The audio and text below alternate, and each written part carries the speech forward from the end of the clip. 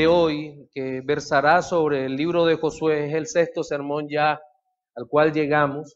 Debo hacer una serie de precisiones sobre el significado mismo de la fe, pues aunque parezca mentira o paradójico, el asunto es que el carácter mismo del don divino de la fe ha sido sistemáticamente ocultado por el mundo para que signifique todo aquello que no es fe. Y me refiero a la fe verdadera como aquella que abraza a Cristo para salvación del alma. Creo que es la primera de las consideraciones que debemos tener presentes, no solo hoy en este sermón, sino cada vez que nos acerquemos a la Escritura y encontremos manifestaciones claras de fe. La fe es aquella que abraza a Cristo para salvación del alma. No obstante, entendemos que en el tiempo actual la fe es reinterpretada como una especie de credulidad incrementada que conduce a los hombres cada vez más hacia un pensamiento materialista y perverso que lo aleja cada vez más y más de la presencia misma del Señor. En el libro de Josué, nosotros encontramos este maravilloso diálogo que hemos estado viendo entre Rahab y dos espías que fueron enviados por Dios para juicio y redención. La segunda parte del diálogo, que empieza en el versículo 12 y termina en el versículo 21, expresa cuáles son las peticiones de la gente de fe. Ese va a ser nuestro título de nuestro sermón dominical de hoy, y le pido que por favor leamos ese pasaje, Josué capítulo 2, desde el versículo 12 hasta el versículo 21.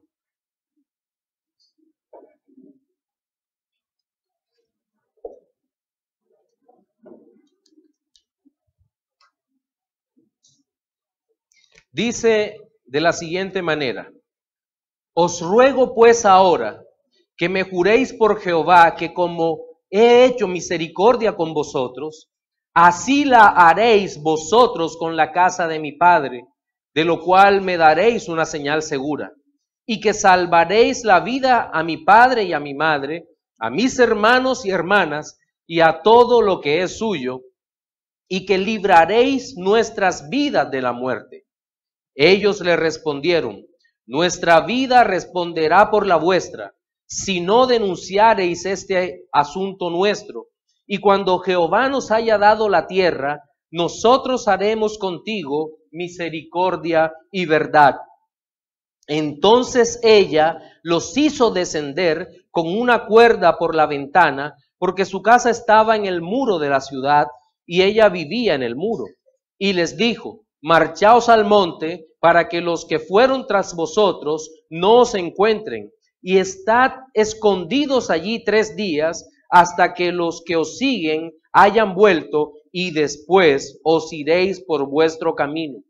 Y ellos le dijeron: nosotros quedaremos libres de este juramento con que nos has juramentado. He aquí, cuando nosotros entremos en la tierra, tú atarás este cordón de grana a la ventana por la cual nos descolgaste, y reunirás en tu casa a tu padre y a tu madre, y a tus hermanos, y a toda la familia de tu padre. Cualquiera que saliere fuera de las puertas de tu casa, su sangre será sobre su cabeza, y nosotros sin culpa. Mas cualquiera que se estuviere en casa contigo, su sangre será sobre nuestra cabeza, si mano le tocare. Y si tú denuncias este nuestro asunto, nosotros quedaremos libres de este juramento con que nos has juramentado. Ella respondió: sea así como habéis dicho.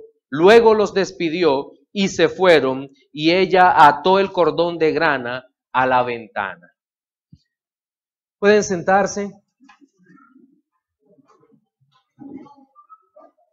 En el texto que acabamos de leer, observamos en primer lugar que aquella mujer que antes había confesado el señorío del Dios Todopoderoso sobre todo lugar, ahora manifestaba fe, confianza en que Dios la podía salvar.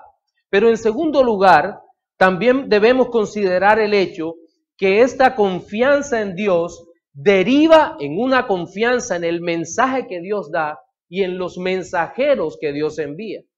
Y finalmente, nuestra última parte del sermón estará enfocada en comprender la forma estrecha como las peticiones de la gente de fe va unida a las acciones de la gente de fe. Entonces, cada uno de estos aspectos van a ser desarrollados en nuestro sermón dominical de hoy y vamos a iniciar hablando sobre las peticiones de la gente de fe se manifiestan en una confianza absoluta en el Dios Todopoderoso. Los versículos 12 y 13 empiezan hablando sobre un ruego de aquella mujer, de Rahab. Rahab le dice a los espías que llegaron, les pido que juréis por Jehová, que como he hecho misericordia con vosotros, así también la hagáis conmigo. Cualquiera pensaría que es simplemente un juramento más, pero no, tomémoslo en su contexto. Lastimosamente no podemos predicar 5 horas seguidas, ¿verdad? El asunto es que en el sermón anterior de Josué, los que lo escucharon, los que no, lo pueden repetir en la página. Esta mujer en el versículo 11 al final había dicho, Jehová vuestro Dios es Dios arriba en los cielos y abajo en la tierra. El contexto en el cual se está dando esto es en una guerra, más que una guerra entre una nación contra una cantidad de reinos impíos, es una guerra de tipo espiritual. El Dios Todopoderoso, el Dios de Israel, está luchando contra los falsos dioses de Canaán. Es un choque de dos cosmovisiones totalmente distintas. La cosmovisión del Señor, la forma de vida y de pensamiento del Señor contra todo lo que creían aquellos paganos. Y hasta ese momento Rahab había sido una pagana. Pero curiosamente esta mujer no pide que se jure por Baal. Tal vez sería, no sé si es un anacronismo, si estoy fuera del tiempo, pero el único Dios que se ve repetitivamente con diferentes nombres en todo Canaán y derivados, otros diosesillos por ahí también, Astarte o Astarot o algunas otras reinas y dioses de ese lugar son relacionados con Baal, el culto a la fertilidad, cultos misteriosos y demás. Pero esta mujer no jura por Baal. No atribuye ninguna confianza en los ídolos locales, sino que claramente su declaración del versículo 11, Dios es Dios arriba en los cielos y abajo en la tierra, es totalmente coherente con la petición que está haciendo en este momento. Les pido, os ruego, pues ahora que me juréis por Jehová.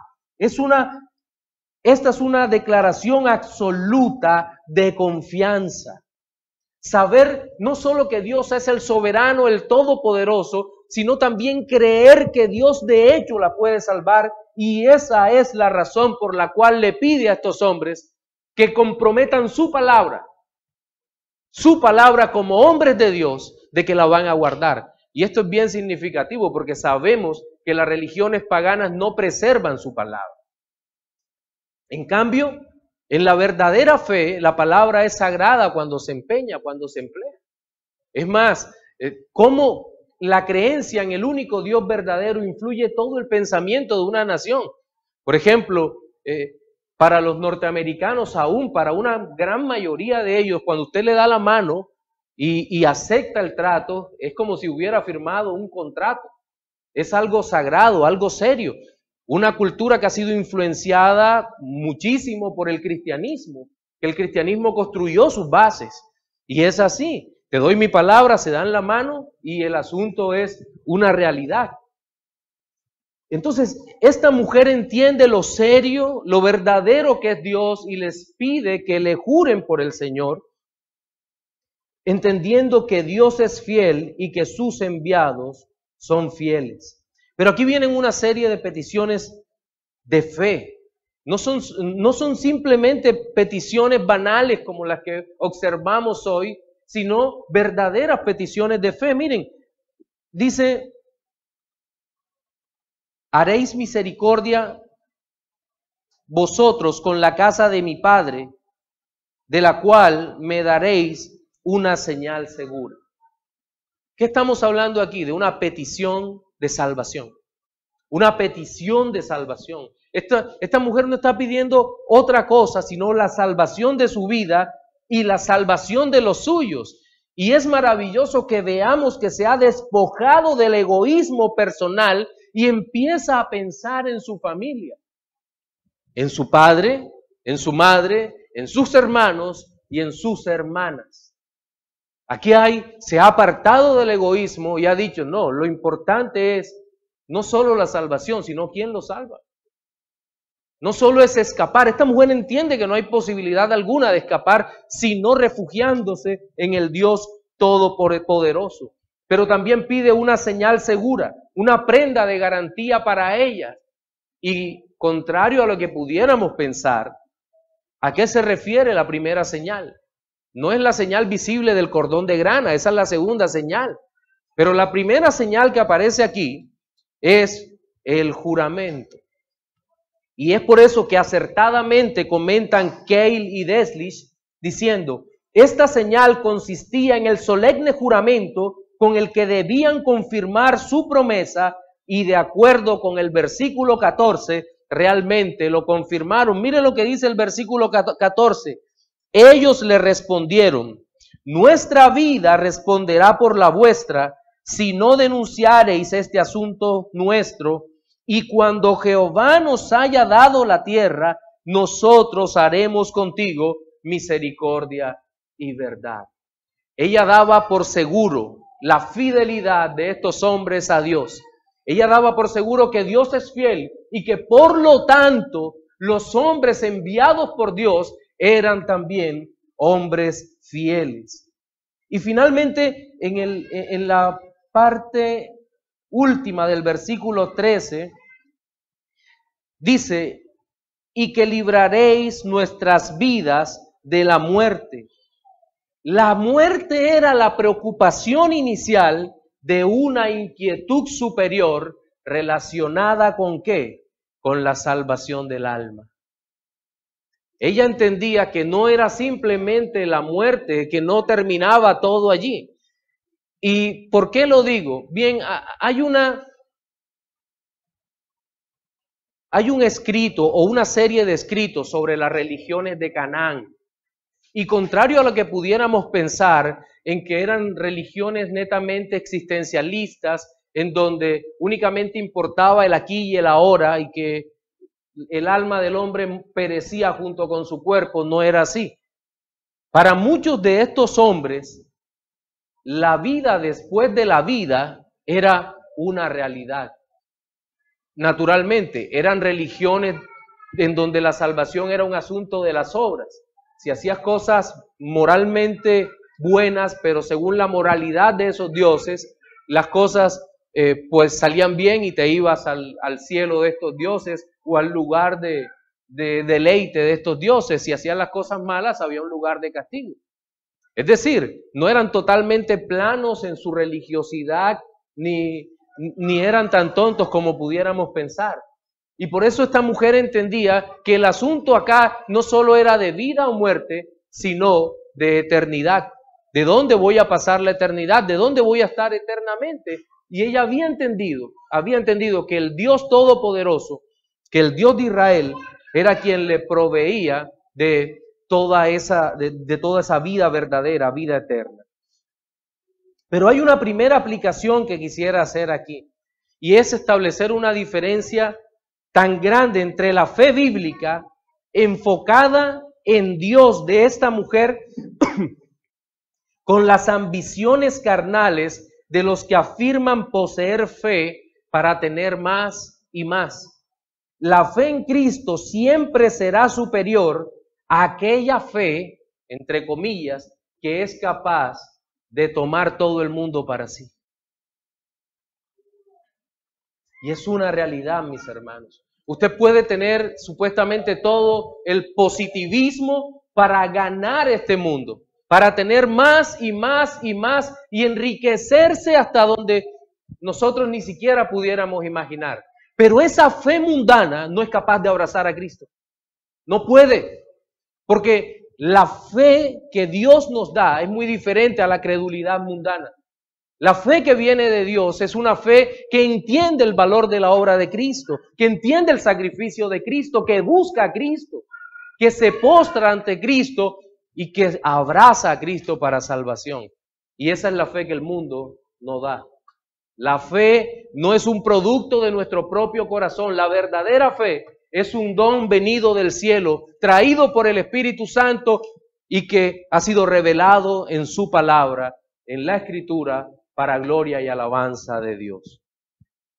Pero en segundo lugar, deseo hablar sobre las peticiones de la gente de fe, y estas son compartidas solo con personas que también confían en el Señor.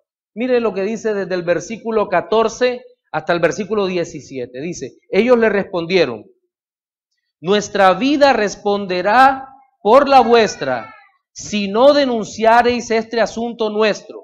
Y cuando Jehová nos haya dado la tierra, nosotros haremos contigo misericordia y verdad. Entonces ella los hizo descender con una cuerda por la ventana, porque su casa estaba en el muro de la ciudad, y ella vivía en el muro. Y les dijo, marchaos al monte para que los que fueron, para los que fueron tras vosotros no os encuentren, y estad escondidos allí 3 días, hasta que los que os siguen hayan vuelto, y después os iréis por vuestro camino. Y ellos le dijeron, nosotros quedaremos libres de este juramento con que nos has juramentado. Bien, creo que era Spurgeon que decía que el creyente habla con dificultad el idioma del mundo, pero con fluidez el idioma del cielo. Y creo que aquí es un asunto de lenguajes. Esta mujer había empezado a hablar el idioma del cielo con los que el Señor había enviado, con los que Josué había enviado. Y se muestra una confianza tanto de ella para con los espías y de los espías para con ella, poniendo las restricciones obvias que toda guerra tiene. En primer lugar, a la petición que ellas hacen y al juramento, los espías dicen que su vida responderá por la vida de ella y de su familia. ¿Qué encontramos aquí? Encontramos que estos hombres tenían plena certidumbre de la obra de Dios.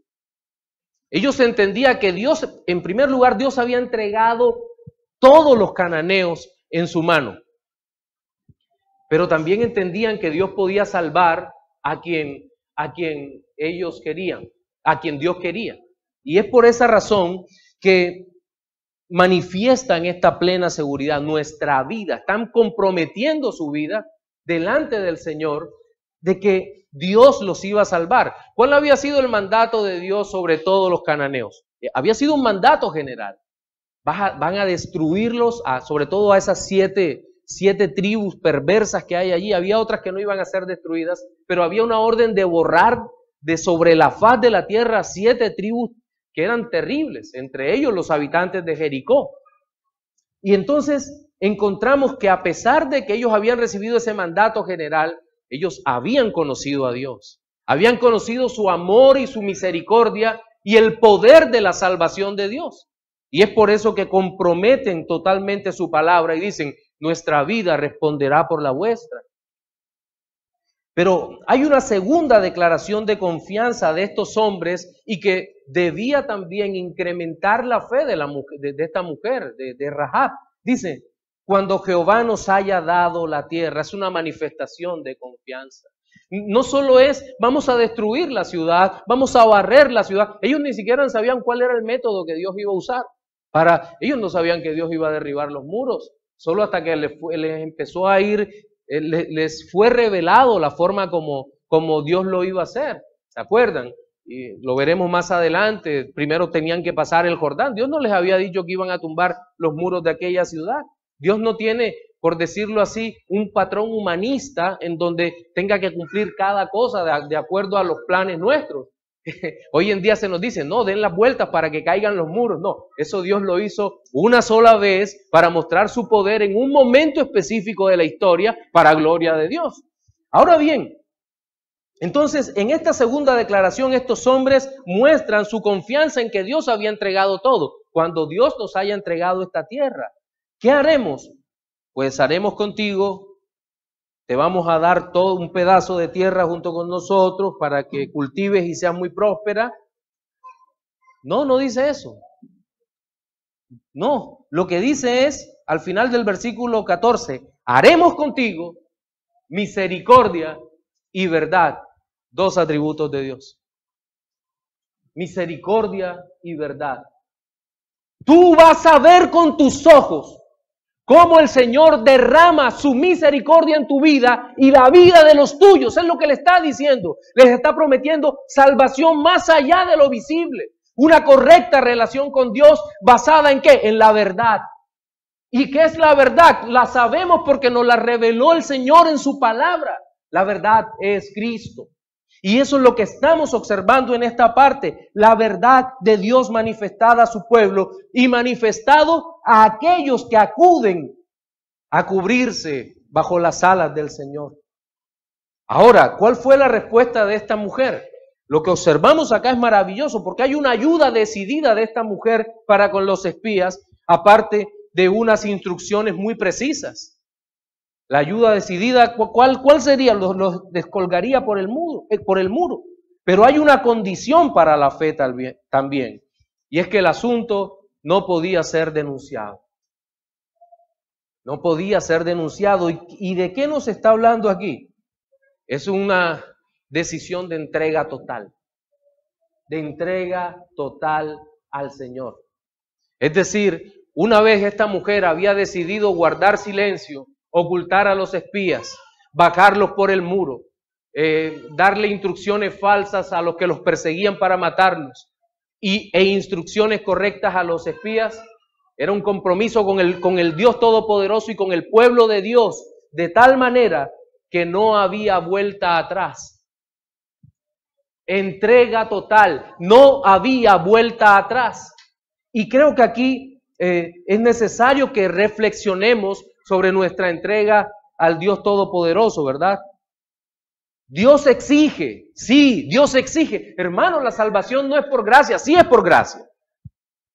No es cierto que no podemos hacer nada, no podemos hacer nada, eso es totalmente cierto y es bíblico. Pero Dios acaso exige algo, sí, Dios exige tu vida. Ahora lo acabamos de cantar y no es un himno arminiano. Mi vida di por ti, ¿qué entregas tú por mí? ¿Qué quiere Cristo de nosotros? ¿Cuál es la petición de Cristo a nosotros que no tenemos nada que darle? ¿Usted cree que Dios quiere tus capacidades intelectuales? ¡Ja, ja, ja, ja! No sirven. Tus capacidades intelectuales no sirven. Hombres más limitados que tú o que yo son usados por Dios para su gloria. No tienen capacidades intelectuales como tal vez la tengas tú. Por lo tanto, no la atesores tanto. Ponlas al servicio del Señor. Dios quiere tu dinero. ¡Ja, ja, ja! Dios es el dueño del oro y de la plata. A Dios no le interesa tu dinero. Si tú crees que le haces un gran favor cuando ofrendas a Dios, no ofrendes. No te hagas ese daño en tu corazón. Te vas a hacer demasiado daño. ¿Crees que Dios quiere tu belleza física? Tú no conoces al Señor. No conoces los ángeles que están delante de Él. Yo tampoco, pero cuando lo leo en la Escritura, creo que no hay cosas más bellas en el universo que esas criaturas que se presentan delante de Dios. Pero pastor, dicen que están llenos de ojos por dentro y por fuera. Sí, es una manera alegórica, una metáfora para decir cómo ven, cómo se conocen a sí mismos porque conocen a Dios. Pero no hay seres tan bellos en todo el universo como esos que están delante del Señor. Pero no hay un ser más hermoso en el universo como Cristo en la gloria sentado a la diestra de Dios. No hay nada más hermoso, por lo tanto, tu hermosura o la hermosura de cualquiera, Dios no la necesita. ¿Crees que los paisajes que ves con tus ojos en algunos lugares del mundo son bellos? Sí, son bellos. Pero la creación recreada será definitivamente hermosa, gloriosa. Miren, Dios lo que demanda es un corazón para Él. Dios demanda que nuestras almas sean entregadas a Él todas. Tengamos mucho, tengamos poco. Seamos jóvenes, seamos viejos. Dios demanda de nosotros todo, absolutamente todo. Lastimosamente nosotros parece que tenemos un pie todavía en nuestro propio pensamiento, en nuestros propios deseos mundanos y un pie con el Señor. Y así no sirve. De esa forma no sirve. Pero eso nos lleva necesariamente al último punto que vamos a exponer, y es que las peticiones de la gente de fe van acompañadas de acciones sencillas que demuestran la presencia en el alma de la fe que salva. Versículos 18 al 21 dicen, atentos, he aquí, cuando nosotros entremos en la tierra, tú atarás este cordón de grana a la ventana por la cual nos descolgaste y reunirás en tu casa a tu padre y a tu madre, a tus hermanos y a toda la familia de tu padre. Cualquiera que saliere fuera de las puertas de tu casa, su sangre será sobre su cabeza y nosotros sin culpa. Mas cualquiera que se estuviere en casa contigo, su sangre será sobre nuestra cabeza si mano le tocare. Y si tú denunciareis este nuestro asunto, nosotros quedaremos libres de este juramento con que nos has juramentado. Ella respondió, sea así como habéis dicho. Luego los despidió y se fueron, y ella ató el cordón de grana a la ventana. Aquí hay una señal gloriosa para un convertido. La primera señal que ella había pedido era una señal a los espías, que es el juramento del cual habíamos hablado. Pero ahora vamos por partes. Hay un requerimiento de estos espías que dicen que ate el cordón grana. Grana es un cordón rojo. Lutero en su comentario habla sobre que el cordón atado allí era el mismo por donde se bajaron los espías, era del mismo color y por tal razón lo tenía que poner en ese lugar de manera visible. En primer lugar, no podemos inmediatamente pensar en la señal de la Pascua, que es evidente en eso. Pero ¿cuál es la primera interpretación? Ellos no sabían, como lo dije al principio, cómo iba Dios a actuar en aquella ciudad. Y necesitaban una señal visible para no atacar equivocadamente a la casa. Probablemente ellos estaban pensando que tendrían tal vez que escalar los muros, que entrar y atacar. Ellos estaban pensando en una guerra convencional, pero Dios no. Dios había tomado otra decisión. Por lo tanto, aquella señal inicial estaba trascendiendo el intelecto, la capacidad, la mente y la provisión que los hombres pudieran hacer para salvación. Esto estaba yendo mucho más allá de lo que a simple vista se podría observar o una simple lectura. Sí, no, lo atamos aquí y no atacamos ese lugar. Pero Dios había decretado otra cosa.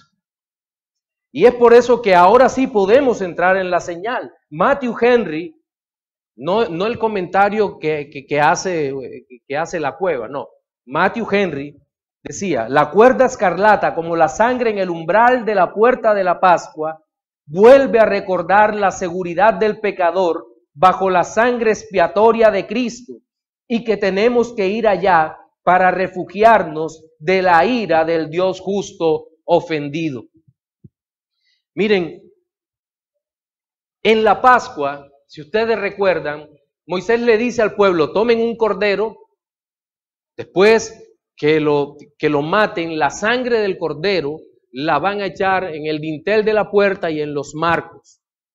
De tal manera que cuando pase el ángel destructor y vea la sangre en las puertas de la casa, el ángel pase de largo. Aquí había una manifestación de fe en la Pascua. Ellos estaban primero creyendo que Dios iba a destruir a los primogénitos de los egipcios y segundo lugar que la sangre del cordero los protegería de la muerte. La sangre del cordero. Es decir, estaban teniendo una obediencia integral. No solo era el conocimiento de la destrucción, sino también el conocimiento de la salvación. Y recuerden, estos hombres habían sido enviados para juicio y redención. Y aquí lo que está haciendo esta mujer está dando exactamente la misma manifestación de fe.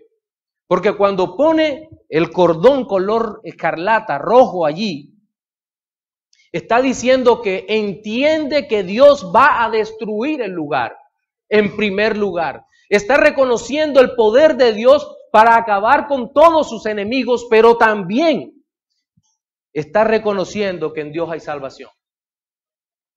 Que en Dios hay salvación. El juicio era evidente y aquí hay una marca para salvación. Pero no solo se queda allí en una fe individual. Sí, la salvación es individual y eso lo sabemos. Pero los pactos son colectivos. Y esta mujer entiende la preocupación que hay por su familia. Ella tiene una preocupación por su familia. Y por esa razón los espías le dicen, reunirás en tu casa a tu padre, a tu madre, a tus hermanos y a toda la familia de tu padre. Pero hay una condición, tienen que quedarse dentro. Dentro. ¿Dentro de qué? Dentro de la casa cubierta por la sangre. Y es que hay una responsabilidad de parte de los redimidos. Volvemos a la misma pregunta. Pastor, la salvación no es por gracia. Sí, es por gracia. Pero aquí hay una responsabilidad de los redimidos. No estoy diciendo, cuidado, que se puede interpretar que el guardar o el permanecer salvos sea un asunto nuestro. Si a usted le dan a cuidar su salvación, un segundo la pierde. Igual que yo. No hay posibilidad de que usted o yo podamos guardar la salvación un segundo. Ese es el gran error de los semipelagianos católicos o de los arminianos. No podemos mantener la salvación. Flaco favor nos haría el Señor si nos diera la salvación para que de aquí en adelante la cuidásemos nosotros. Mientras estemos con este viejo hombre, con la naturaleza pecaminosa, no hay posibilidad alguna que podamos ser salvos por nosotros mismos o mantener la salvación, pero tenemos responsabilidades. Por algo están los mandatos. ¿Responsabilidades de qué? Responsabilidades de guardar la ley. Pero la ley no nos salva. No, pero Dios te manda que la guardes.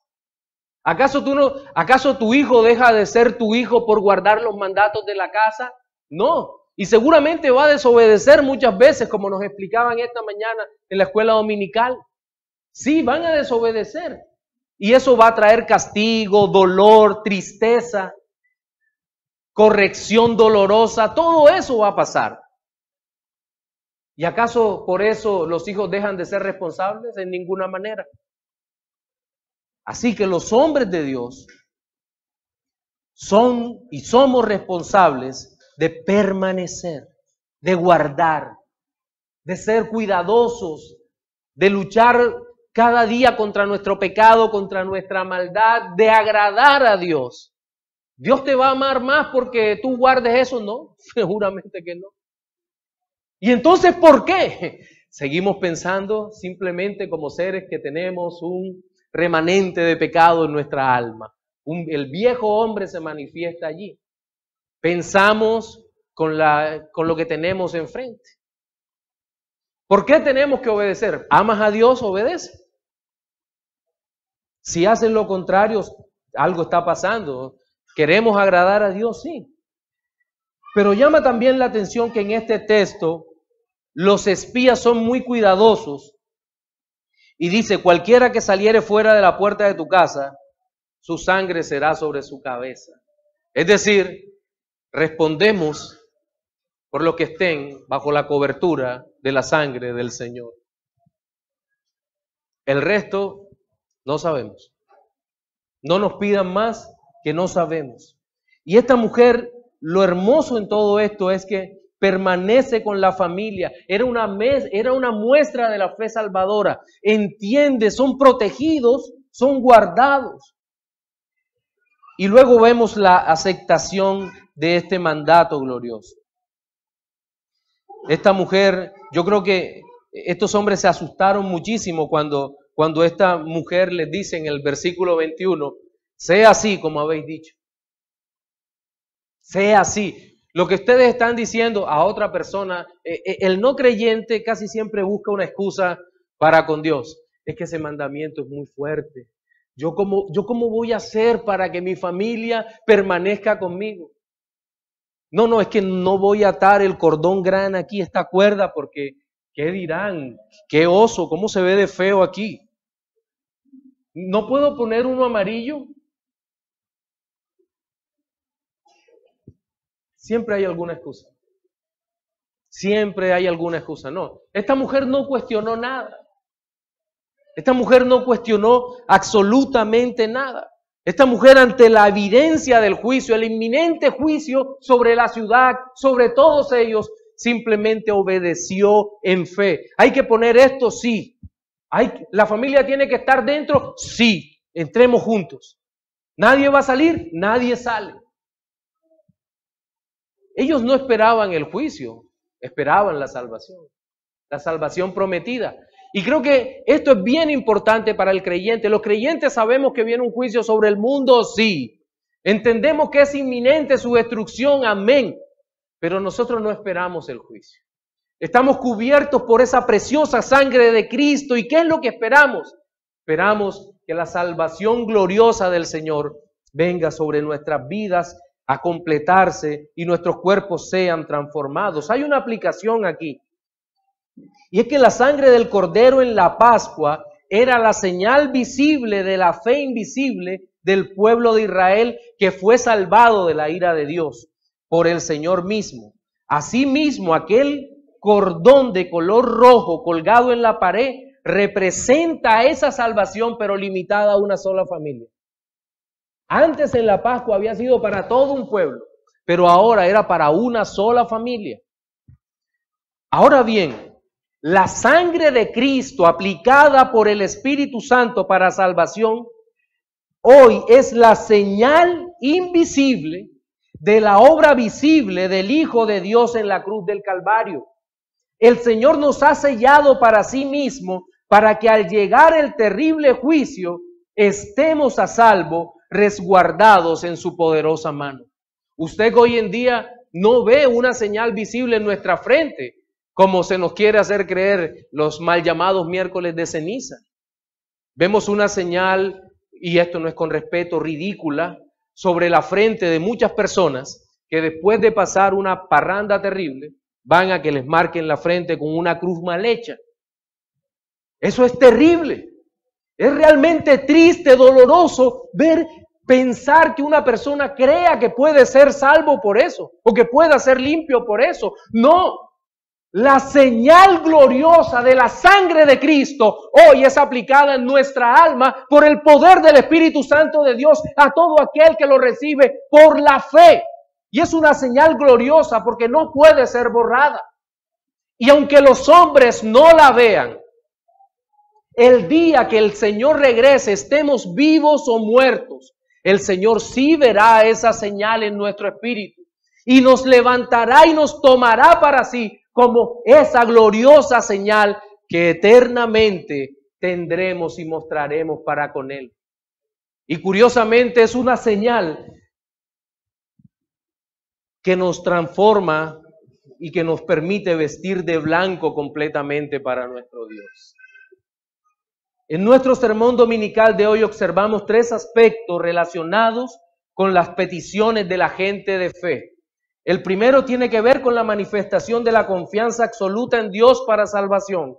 El segundo, que las peticiones de fe son compartidas solo entre personas de fe. Y el tercero, las acciones que acompañan a la fe de la gente de fe. Reflexiones finales para los no creyentes. Amigo, Las noticias iniciales sobre la destrucción del mundo son totalmente reales. No son las noticias de los ambientalistas de si se destruye esto o aquello. No, no son las noticias de los animalistas. No son las noticias del calentamiento global o del cambio climático. No, es que un día el Dios Todopoderoso va a regresar a la tierra. Cristo regresará a la tierra y todo aquel que sea hallado fuera del pacto de su sangre será destruido y atormentado eternamente, condenado fuera de Dios en el tormento que ni te imaginas que hay. Tiene que ver con todos los elementos de tu ser. Y es por eso que te hago la invitación que te arrepientas y vengas a los pies de Cristo y conozcas el amor, la gracia y la compasión del Todopoderoso. Pecador, ven a Cristo. Para los creyentes, mis hermanos, por la gracia de Dios, hemos depositado la fe, que es un don de Dios en Jesucristo. El don de la fe lo trajo el Santo Espíritu a nuestra vida. Y solo suplicamos al Señor que nos ayude a permanecer en Él, siendo responsables con los mandatos que nos ha dado. A Él sea la gloria por los siglos de los siglos. Amén. Oremos. Dios Todopoderoso.